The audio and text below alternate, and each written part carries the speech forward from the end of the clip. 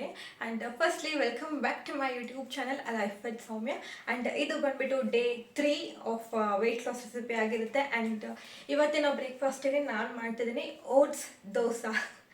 So ತುಂಬ ಜನ ಇದನ್ನು ಕೇಳಿರ್ಬೋದು ಆ್ಯಂಡ್ ತುಂಬ ಜನ ಟ್ರೈ ಕೂಡ ಮಾಡಿರ್ಬೋದು.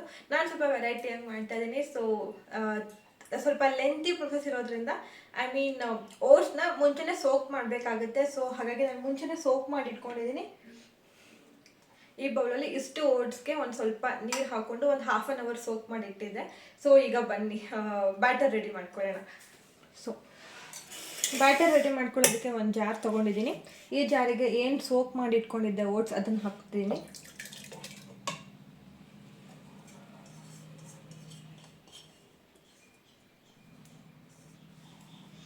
ಆಮೇಲೆ ಒಂದು ಚಿಕ್ಕದು ಆನಿಯನ್ ಕಟ್ ಮಾಡ್ಕೊಂಡಿದ್ದೆ ಅದನ್ನು ಹಾಕ್ತಿದ್ದೀನಿ.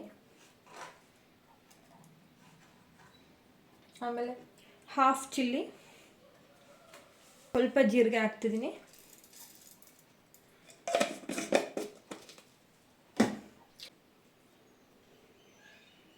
ಸೊ ಇಷ್ಟೇ ಇಂಗ್ರೀಡಿಯೆಂಟ್ಸ್, ಎಕ್ಸ್ಟ್ರಾ ಏನೂ ಬೇಕಾಗಿಲ್ಲ. ಸೊ ಗ್ರೈಂಡ್ ಮಾಡ್ಕೊಳ್ಳೋಣ. ಸೊ ಬ್ಯಾಟರ್ ರೆಡಿ ಆಗಿದೆ. ಇದೇ ಬೌಲಿಗೆ ಹಾಕ್ಕೋತಾ ಇದ್ದೀನಿ. ನೀರು ಆಲ್ರೆಡಿ ಹಾಕಿರೋದ್ರಿಂದ ನಾನು ಎಕ್ಸ್ಟ್ರಾ ವಾಟರ್ ಹಾಕಿಲ್ಲ. ಕನ್ಸಿಸ್ಟೆನ್ಸಿ ಕರೆಕ್ಟಾಗಿದೆ. ದೋಸೆ ಬ್ಯಾಟರ್ ಹೇಗೆ ಬೇಕೋ ಅಷ್ಟು ಕರೆಕ್ಟಾಗಿದೆ. ಸೊ ತವ ಮೇಲೆ ಹಾಕೋಣ ಆಯಿತಾ.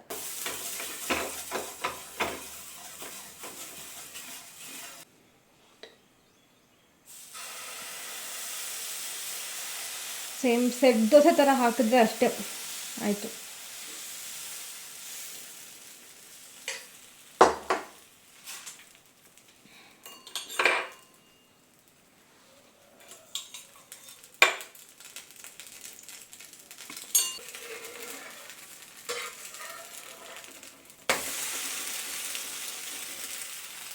ಸೊ ಇಷ್ಟೇ ರೆಸಿಪಿ, ಸಿಂಪಲ್ ಆಗಿದೆ ರೆಸಿಪಿ. ಟ್ರೈ ಮಾಡಿ ಒಂದ್ಸಲ.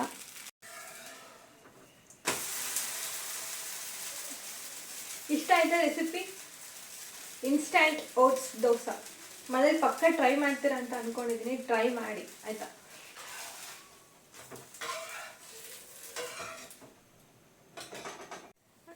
ಸೊ ಫೈನಲಿ ಓಟ್ಸ್ ದೋಸೆ ರೆಡಿಯಾಗಿದೆ. ನಾನು ಇದಕ್ಕೆ ಒಂದು ರೆಡ್ ಚಟ್ನಿ ಮತ್ತು ನೆನ್ನೆ ಉಪ್ಪಿನಕಾಯಿ ಹಾಕಿದ್ದೆ, ಮಾವಿನಕಾಯ್ದು, ಅದನ್ನು ಹಾಕೊಂಡು ತಿಂತಾ ಇದ್ದೀನಿ. ಸ್ವಲ್ಪ ಟೇಸ್ಟ್ ಮಾಡ್ತೀನಿ.